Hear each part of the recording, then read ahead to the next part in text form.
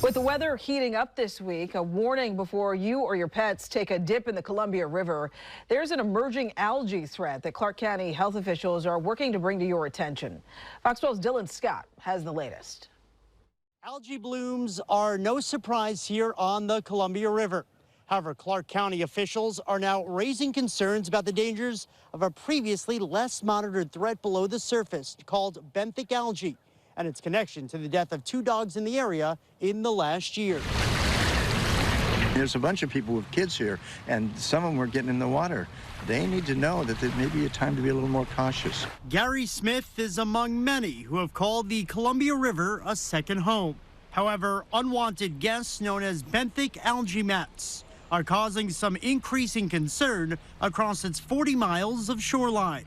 Maybe it'll get some motion and somebody will decide to get down and dirty scientifically and figure out what is going on here, why it appeared. Since 2007, toxic algae blooms, often blue and green in color atop the water, have also been atop the Clark County Board of Health warning lists. However, that focus has now shifted to these mats, made up of a subcategory of algae that often forms at the bottom of this river, eventually floating to the top, and is the main suspect in 2 cyanotoxin poisoning deaths of dogs in Washington and Oregon in the past year. Definitely, if you're out on the water, look in the water and see what kind of material you see under the surface, and certainly stay away from anywhere mats exist. It's a problem Clark County health officials really just began to understand in 2024 when the first case was reported.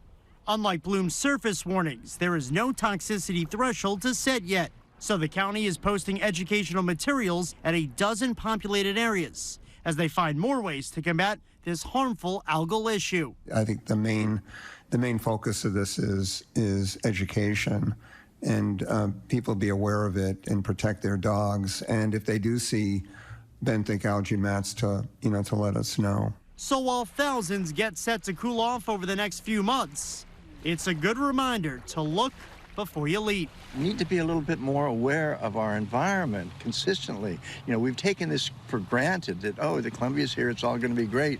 Say be cautious. If it can kill a dog, what's it going to do to a 3-year-old? On the shoreline of the Columbia River in Vancouver, Dylan Scott, Fox 12 Oregon.